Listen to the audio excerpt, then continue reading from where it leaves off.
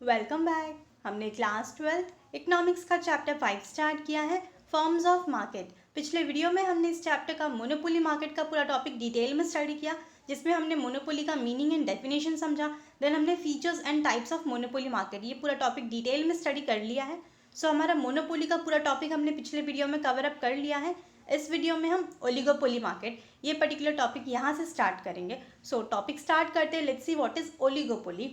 Let's start the topic. The term oligopoly is derived from the Greek word oligo, which means few, and poly, which means seller. So जो term है, जो word है oligopoly, ये कहाँ से हमें मिला है, कहाँ से derive हुआ है? ग्रीक वर्ड से, जिसमें ओलिगो का मतलब होता है फ्यू एंड पोली का मतलब है सेलर। ऑलराइट, सो ओलिगोपोली का मतलब क्या है? Few sellers. Alright, it is that market where there are few firms, that is sellers in the market, producing either a homogeneous product or a differentiated product. Oligopoly market के अंदर बहुत कम sellers होते हैं, बहुत कम दुकानदार होते हैं, और जितने भी प्रोड्यूसर्स जो सामान प्रोड्यूस करते हैं, मैन्युफैक्चर करते हैं, बनाते हैं, वो या तो होमोजीनियस प्रोडक्ट मैन्युफैक्चर करेंगे। होमोजीनियस प्रोडक्ट मतलब सारे के सारे जो प्रोडक्ट होंगे वो सेम तरीके का होगा, राइट। या तो फिर वो डिफरेंशिएटेड प्रोडक्ट बनाएंगे, मतलब जितनी कंपनी है वो अलग अलग टाइप के प्रोडक्ट्स जो है वो मैन्युफैक्चर करेगी, प्रोड्यूस करेगी। ऑलराइट, ये होता है ओलिगोपोली मार्केट। एग्जाम्पल गिवन है ओलिगोपोली मार्केट का, mobile service provider, cement companies etcetera. Mobile service provider क्या करती है? सर्विस प्रोवाइड करती है, राइट। सीमेंट कंपनीज क्या करेगी? सीमेंट प्रोड्यूस करेगी, सीमेंट मैन्युफैक्चर करेगी। मतलब क्या है, ये क्या है? सेम तरीके का प्रोडक्ट वो मैन्युफैक्चर करेंगी, या तो फिर अलग अलग टाइप के प्रोडक्ट वो क्या करेगी? मैन्युफैक्चर करेगी, प्रोड्यूस करेगी। Alright, next is features of oligopoly. यहाँ पे ओलिगोपोली के कुछ फीचर्स गिवन है, एक एक करके स्टडी करते हैं। Let's C. Very first is few firms और seller. Under oligopoly market there are few firms or seller. So obviously oligopoly, oligo का मतलब क्या है? few and poly means seller. तो obviously oligopoly market के अंदर बहुत कम firm होते हैं, बहुत कम ही sellers होते हैं, दुकानदार होते हैं।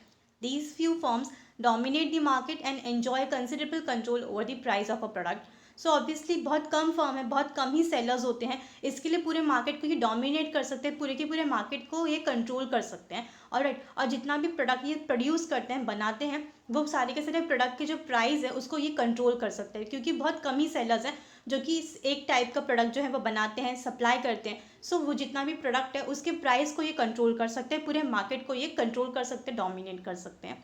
Alright, next is interdependence. The seller has to be cautious with respect to any action taken by a competing firm.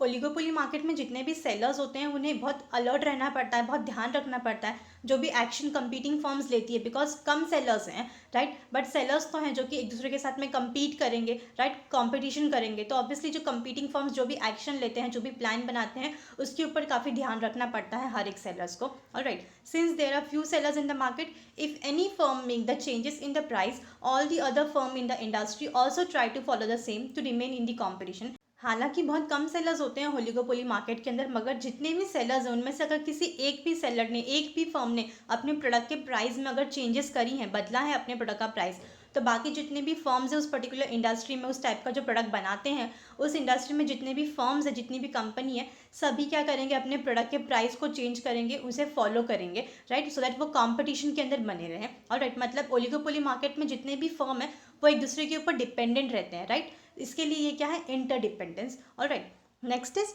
Advertising. Advertising is a powerful instrument in the hands of ओलिगोपोलिस्ट।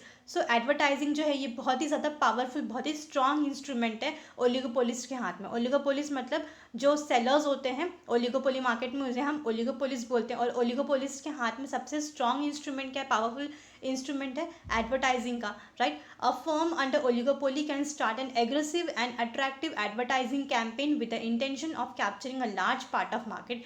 देखा जाए तो few firms ही होते हैं, कम ही sellers होते हैं, but sellers तो हैं जो कि एक दूसरे के साथ में compete करेंगे, कंपटीशन करेंगे। कंपटीशन में बने रहने के लिए, बहुत मार्केट की ज़्यादा से ज़्यादा पार्ट को कैप्चर करने के लिए, अपने प्रोडक्ट को और ज़्यादा से ज़्यादा सेल करने के लिए, अपना सेल इंक्रीज करने के लिए वो क्या करेंगे?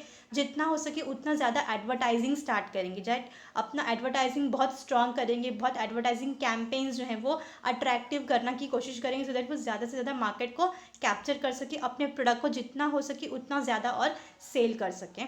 ऑलराइट, नेक्स्ट पॉइंट देख लेते हैं। Next is entry barriers. So oligopoly market के अंदर एंट्री के ऊपर बैरियर है, मतलब कि एंट्री के ऊपर रोक है। Let's see, the firm can easily exit from the industry whenever it wants. So जितने भी फर्म है, फ्यू फर्म होते हैं, फ्यू सेलर्स होते हैं, राइट, और जितने भी सेलर्स हैं ओलिगोपोली मार्केट के अंदर, वो मार्केट से एग्जिट तो कर सकते हैं, मतलब मार्केट से बाहर जा सकते हैं जब उनकी मर्जी हो तब, but has to face certain entry barriers such as government licence, patents etcetera. But market में एंटर करने के लिए कुछ बैरियर्स है, दैट इज कुछ रुकावटें, जैसे कि गवर्नमेंट लाइसेंस की नीड होगी, पेटेंट्स रजिस्ट्रेशन का ज़रूरत पड़ेगा। सो ये सारी चीज़ें क्या है, रुकावटें, जिसकी वजह से जो फर्म है, जो इंडस्ट्री है, वो ओलिगोपोली मार्केट के अंदर एंट्री नहीं कर सकती। बट जो भी फर्म है ओलिगोपोली मार्केट के अंदर, वो एग्जिट कर सकती है जब चाहे तब, वो मार्केट से बाहर निकल सकती है, बट एंट्री करने के लिए कुछ रुकावटें हैं। Alright, next is lack of uniformity. There is a lack of uniformity among the firm in terms of their size. So यहाँ पे जितनी भी फर्म्स हैं, जितनी भी कंपनीज है ओलिगोपोली मार्केट के अंदर, उनके अंदर समानता नहीं है, यूनिफॉर्मिटी नहीं है, राइट, बिकॉज उनका साइज जो है, जितने भी फर्म्स हैं ओलिगोपोली मार्केट में, उसकी जो साइज है वो सेम नहीं है। सम फर्म में be small while the other में बी बिगर इन साइज। कुछ फर्म्स जो है वो स्मॉल इन साइज है, तो कुछ फर्म्स जो है वो काफ़ी बिगर इन साइज है। दैट इज ओलिगोपोली मार्केट में जितनी भी फर्म्स है, जो कंपनीज है, उनके अंदर समानता नहीं है, यूनिफॉर्मिटी नहीं है with respect to the size. कुछ फर्म्स जो है वो काफ़ी छोटी हैं, कुछ फर्म्स काफ़ी बड़ी हैं, तो उनके ऑपरेशंस जो है, मतलब उनका जो काम है, कि जो छोटी फर्म है वो छोटे स्केल पे काम करेगी, जो बड़ा फर्म है वो बड़े स्केल पे काम करेंगी, राइट। तो कॉम्पिटिशन के अंदर यहाँ पे कुछ प्रॉब्लम्स अराइज हो सकते हैं, right. Next is uncertainty. Uncertainty क्या है? There is a considerable element of uncertainty in this type of market due to different behavioral pattern. Rival may join hands and cooperate or may try to fight each other.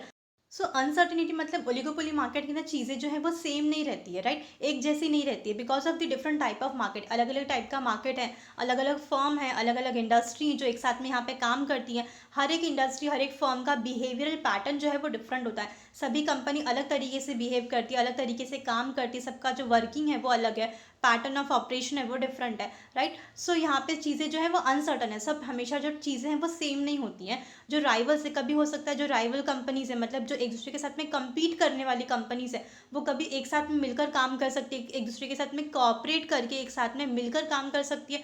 तो हो सकता है कभी वो झगड़ा कर सकती हैं, आपस में फाइट कर सकती हैं, राइट। तो यहाँ पे क्या है, हर चीज़ें जो है वो सेम नहीं रहती है हमेशा, ऑलराइट। तो यहाँ पे अनसर्टेनिटी जो है वो अराइज होती रहती है, ऑलराइट। ये है ओलिगोपोली मार्केट, राइट। सो ये है oligopoly and features of oligopoly. Total 6 points था इसके अंदर, ऑलराइट। नेक्स्ट जो है वो हमारा टॉपिक है monopolistic competition. So let's see what is monopolistic competition. यहाँ पे मीनिंग एंड डेफिनेशन की बना, सबसे पहले हम मीनिंग एंड डेफिनेशन समझ लेते हैं मोनोपोलिस्टिक कॉम्पिटिशन का। Let's see, monopolistic competition is very realistic in nature. So monopolistic competition जो है, ये ऐसे टाइप का जो मार्केट है वो बहुत ही ज़्यादा रियलिस्टिक है, मतलब इस टाइप का मार्केट जो है वो हम देख सकते हैं। In this market there are some features of perfect competition and some features of monopoly acting together. Monopolistic competition के अंदर हम दो अलग अलग मार्केट्स के जो फीचर्स है वो एक साथ में स्टडी करेंगे। दैट इज परफेक्ट कंपटीशन हमने स्टडी किया था, राइट। परफेक्ट कंपटीशन मार्केट की जो फीचर्स है वो भी हमने स्टडी किए हैं पिछले वीडियोस में, एंड मोनोपोली मार्केट के जो फीचर्स है वो भी हमने स्टडी किया है पिछले वीडियोस में।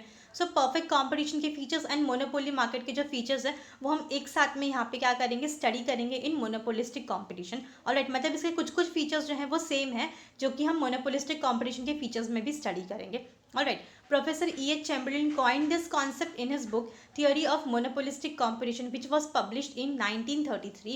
So यहाँ पे प्रोफेसर E.H. चैम्बरलिन जो है, इन्होंने ये जो कॉन्सेप्ट है मोनोपोलिस्टिक कॉम्पिटिशन का अपनी बुक में मेंशन किया है, दिया है, जो कि थियोरी ऑफ मोनोपोलिस्टिक कॉम्पिटिशन है। ये बुक इन्होंने लिखी है जो कि पब्लिश हुई थी 1933 में। इसमें डिटेल में मोनोपोलिस्टिक कॉम्पिटिशन के बारे में चीज़ें जो है वो मेंशन की गई है। Next is, according to Chamberlin, monopolistic competition refers to competition among a large number of sellers producing close but not perfect substitute. So according to Chamberlin, monopolistic competition क्या होता है, यहाँ पे काफ़ी ज़्यादा नंबर ऑफ सेलर्स होते हैं, काफ़ी ज़्यादा सेलर्स होते हैं जो कि एक दूसरे के साथ में कम्पीट करते हैं, एक दूसरे के साथ में कॉम्पिटिशन करते हैं। और जितने भी सेलर्स जो सामान प्रोड्यूस करते हैं, बनाते हैं, वो जितना भी प्रोडक्ट होता है वो क्लोज सब्सटीट्यूट होता है, परफेक्ट सब्सटीट्यूट नहीं होता है, मतलब एकदम सेम नहीं होता, बट सिमिलर प्रोडक्ट वो प्रोड्यूस करते हैं under monopolistic competition, alright. Next is, following are the main features of monopolistic competition. अब मोनोपोलिस्टिक कॉम्पिटिशन के यहाँ पे कुछ फीचर्स हैं, पॉइंट्स गिवन है, एक एक करके स्टडी करेंगे।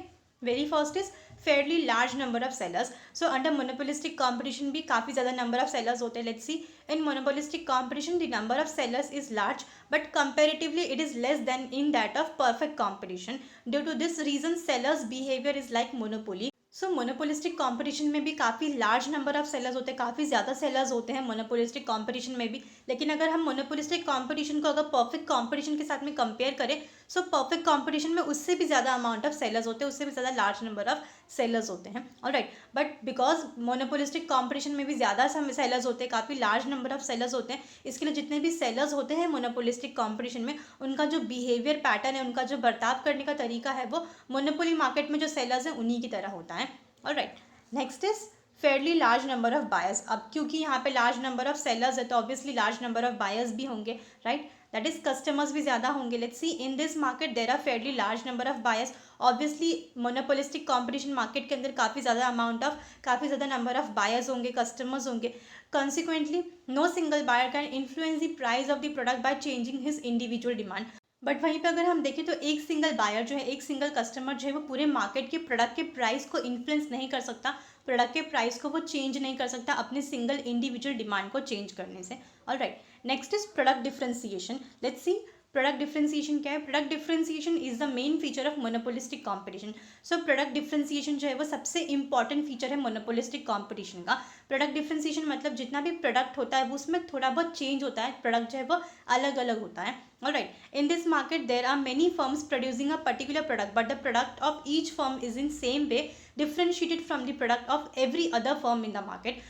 सो मोनोपोलिस्टिक मार्केट के अंदर जितने भी फर्म है, जितनी भी कंपनीज हैं, वो चाहे वो एक पर्टिकुलर टाइप का प्रोडक्ट प्रोड्यूस करती है, मतलब एक सिमिलर टाइप का प्रोडक्ट वो प्रोड्यूस करती हैं, बनाती हैं, राइट. फिर भी जितनी भी फर्म है, जितनी भी कंपनीज हैं मोनोपोलिस्टिक कंपटीशन के अंदर, वो चाहे सिमिलर टाइप का प्रोडक्ट बनाए, लेकिन फिर भी हर कंपनी का जो प्रोडक्ट होता है वो एक दूसरे से अलग होता है कहीं ना कहीं. Alright, this is known as product differentiation, और इसी को ही हम कहते हैं प्रोडक्ट डिफरेंशिएशन. प्रोडक्ट चाहे सिमिलर हो, लेकिन फिर भी हर एक कंपनी का जो प्रोडक्ट है उसमें कहीं ना कहीं थोड़ा बहुत डिफरेंस तो होता ही होता है. ऑलराइट, इसे कहते हैं प्रोडक्ट डिफरेंशिएशन. प्रोडक्ट डिफरेंशिएशन में take the form of brand name, trademark, peculiarity of packaging और containers, shape, quality, cover, design, colour etcetera. So product differentiation जो है वो अलग अलग तरीकों से हो सकता है, जैसे कि कंपनी का ब्रांड नेम, ऑब्वियसली ब्रांड अलग अलग होता है, नाम अलग अलग होता है कंपनी का, उनका ट्रेडमार्क अलग है. हर एक कंपनी अपना प्रोडक्ट जो है वो अलग अलग तरीकों से पैक करती है, कंटेनर्स अलग होते हैं, बॉक्सेस अलग होती हैं, किसी का शेप अलग है तो किसी की क्वालिटी अलग है, किसी का कवर अलग है, किसी की डिज़ाइन अलग है, किसी का कलर अलग है, राइट. मतलब कि कंपनी जो है वो सिमिलर टाइप का प्रोडक्ट मैन्युफैक्चर क्यों ना करती हो, मगर फिर भी हर एक प्रोडक्ट जो होता है हर एक कंपनी का जो प्रोडक्ट होता है वो कहीं ना कहीं डिफरेंट होता है एक दूसरे से. Alright, because of shape, size, color, design, packaging. Alright, this means that the product of a firm may find close substitute and its cross elasticity of demand is very high. So इसका मतलब क्या है, कहीं ना कहीं जो product है उसका क्लोज सब्सटीट्यूट जो है वो मार्केट में अवेलेबल होता है. अब बिकॉज मार्केट में क्लोज सब्सटीट्यूट अवेलेबल है, इसके लिए उसका जो क्रॉस इलास्टिसिटी ऑफ डिमांड है वो काफ़ी ज़्यादा होती है. ऑलराइट, एग्जाम्पल गिवन है यहाँ पे mobile handset, cold drinks etcetera. Obviously mobile handsets जो हैं, सब मोबाइल हैंडसेट तो सिमिलर हो सकता है, उसके फीचर्स अलग अलग होते होंगे, राइट, बट मोबाइल हैंडसेट्स तो दिखने में सेम है. Cold drink, obviously cold drink के क्लोज सब्सटीट्यूट तो काफ़ी सारे मार्केट में अवेलेबल है. मतलब क्या है, यहाँ पे क्लोज सब्सटीट्यूट आपको मार्केट में मिल जाएगा, राइट, बट फिर भी एक दूसरे से वो अलग अलग होता है, राइट. तो ये क्या है, product differentiation. Alright, next is free entry and exit. Under monopolistic competition there is freedom of entry and exit. So monopolistic competition के अंदर जितने भी फर्म्स हैं, जो कंपनीज हैं, उनको फ्रीडम है कि वो जब चाहे तब मार्केट में एंटर कर सकती है और जब चाहे तब मार्केट छोड़कर जा सकती हैं. That is a new firm of free to enter the market if there is a profit. अगर फर्म को लगता है, कंपनी को लगता है कि उनको प्रॉफिट होगा तो ऑब्वियसली वो जब चाहे तब मार्केट में एंटर कर सकती हैं. Similarly they can leave the market if they find it difficult to survive. लेकिन वहीं पर अगर जो कंपनी है, जो फर्म है, उनको लगता है कि नहीं वो सर्वाइव नहीं कर पाएंगे, उनको लॉस हो रहा है, तो ऑब्वियसली जब चाहे तब वो मार्केट छोड़कर जा भी सकते हैं. Alright, so free entry and exit है. Next is selling cost. Selling cost are peculiar to monopolistic competition only. It refers to the cost incurred by a firm to create more demand of its product and thus increase the volume of the sales. So selling cost यहाँ पे क्या बोला गया, that is in monopolistic competition जो selling cost होता है वो एक specific selling cost होता है, कितने प्राइस के ऊपर उनको अपना प्रोडक्ट जो है वो सेल करना होता है, ये कंपनी डिसाइड करती है इन मोनोपोलिस्टिक कॉम्पिटिशन. बिकॉज खर्चा जो है, जो फर्म खर्चा करती है वो अलग अलग करती है, ऑब्वियसली उनको कितना डिमांड अपना इंक्रीज करना है, राइट. कितना सेल्स इंक्रीज़ करना है, तो उसके ऊपर वो कितना खर्चा कर रही है, और जितना खर्चा करेगी उसके अकॉर्डिंग वो प्राइस डिसाइड करेगी कितना उनको प्राइस रखना है अपने प्रोडक्ट का। Alright, next is it includes expenditure on advertising, railway and television broadcasting, hoarding, exhibition, window display, free gifts, free samples etcetera. अब बहुत सारा खर्चा होता है। कंपनीज जो है वो अपने प्रोडक्ट का सेल्स को इंक्रीज़ करने के लिए, प्रोडक्ट के डिमांड को इंक्रीज़ करने के लिए बहुत सारा खर्चा करती है। सेलिंग कॉस्ट बहुत होता है। ऑब्वियसली इसमें सारी एक्सपेंडिचर जो है वो इंक्लूड होती है, जैसे कि एडवर्टाइजमेंट, राइट, जितना भी एडवर्टाइजमेंट करती है, रेडियो एंड टेलीविजन के ऊपर जो ब्रॉडकास्टिंग होती है, जो एडवर्टाइजमेंट यहाँ पे होता है उसका भी एक्सपेंस इंक्लूड होता है। होर्डिंग्स, दैट इज़ बैनर्स लगाते हैं, बड़े बड़े होर्डिंग्स लगाते हैं, राइट, एग्जीबिशंस होते हैं, विंडो डिस्प्ले होता है, फ्री गिफ्ट्स देती है कंपनीज, फ्री सैम्पल्स देती है अपने सेल्स को, अपने प्रोडक्ट को और ज़्यादा इंक्रीज़ करने के लिए, प्रोडक्ट के सेल्स को इंक्रीज़ करने के लिए। तो ये सारी चीज़ें भी क्या है, ये सेलिंग कॉस्ट के अंदर ही इंक्लूड होता है, जो कि हर एक कंपनी का अपना अपना सेलिंग कॉस्ट अलग अलग होता है, right. Next is close substitute.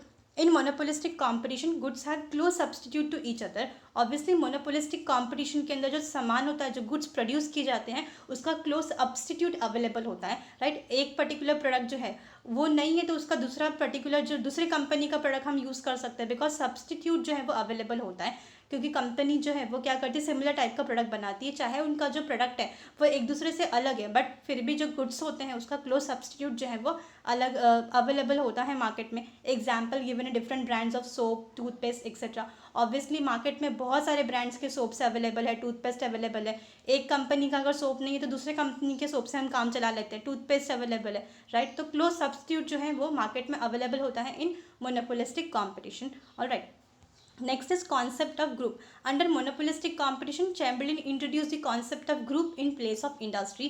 So यहाँ पर monopolistic competition के अंदर चैम्बरलिन जो है उन्होंने क्या किया है, कॉन्सेप्ट इंट्रोड्यूस किया है ग्रुप का। इंडस्ट्री हम बोलते हैं, राइट, हम जब भी बोलते हैं तो वर्ड इंडस्ट्री यूज़ करते हैं कि ये इंडस्ट्री है, वो इंडस्ट्री है, टेलीकॉम इंडस्ट्री है, मेडिसिन इंडस्ट्री है, राइट, ऑटोमोबाइल इंडस्ट्री है, तो हम ऐसे इंडस्ट्री बोलते हैं। बट इन्होंने क्या किया, चैम्बरलिन ने इंडस्ट्री की जगह पे ग्रुप, ये पर्टिकुलर कॉन्सेप्ट जो है वो इंट्रोड्यूस किया है।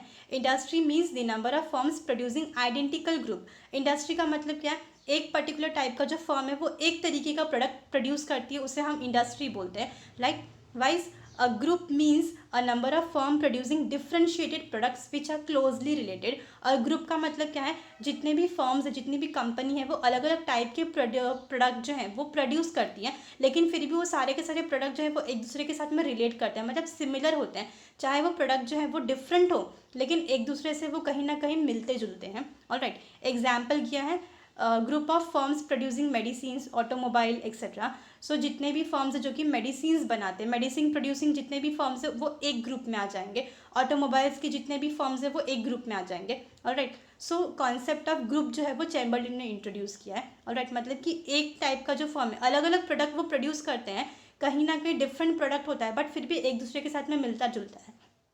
ऑब्वियसली मेडिसिन, बहुत सारी मेडिसिन होती है, अलग अलग बीमारी के लिए अलग अलग टाइप की मेडिसिन होती है, राइट। कोई टॉनिक होता है तो कोई टैबलेट्स होता है, कोई मेडिसिन जो होती है वो लगाने के लिए होती है, राइट। तो बहुत सारी अलग टाइप की मेडिसिन होती हैं, लेकिन जितने भी फर्म हैं जो मेडिसिन प्रोड्यूस करती हैं, बनाती हैं, उसको एक ग्रुप में लेकर आए हैं।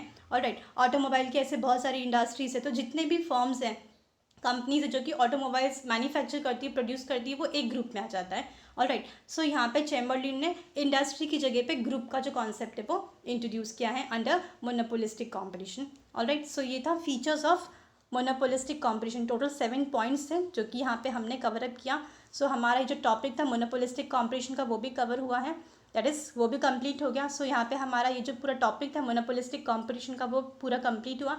एंड हमारे जो चैप्टर है, chapter 5 that is forms of market, ये पूरा चैप्टर भी कंप्लीट हुआ। सो आई होप आपको पूरा का पूरा ये जो चैप्टर था वो समझ में आया होगा, that is chapter 5 forms of market. Alright, so यहाँ पे हमारे जो पूरा चैप्टर है वो कंप्लीट हुआ। आई होप आपको इस वीडियो का जो पूरा टॉपिक था वो समझ में आया होगा। इस वीडियो में हमने ओलिगोपोली, ये पूरा ओलिगोपोली का टॉपिक कंप्लीट किया, जिसमें हमने ओलिगोपोली मार्केट क्या है उसका मीनिंग समझा एंड फीचर्स कवर अप किए ओलिगोपोली मार्केट के, प्लस हमने मोनोपोलिस्टिक कॉम्पिटिशन का मीनिंग एंड डेफिनेशन समझा एंड फीचर्स हमने कवर अप किए मोनोपोलिस्टिक कॉम्पिटिशन के। ऑलराइट, सो इस वीडियो में हमने 2 टॉपिक्स कवर अप किया है, oligopoly market and monopolistic competition, right. So I hope आपको इस वीडियो का जो पूरा टॉपिक था, दोनों टॉपिक्स वो समझ में आए होंगे एंड ये पूरा चैप्टर जो है वो चैप्टर समझ में आया होगा, that is chapter 5 forms of market. So यहाँ पे हमारा चैप्टर कंप्लीट हुआ। आई होप आपको पूरा का पूरा जो चैप्टर है वो समझ में आया होगा। चैप्टर टोटल 5 पार्ट्स में चैनल पे अवेलेबल है, आप चैनल पे जाके पूरे पार्ट्स को देखकर समझ सकते हैं। So thank you for a time.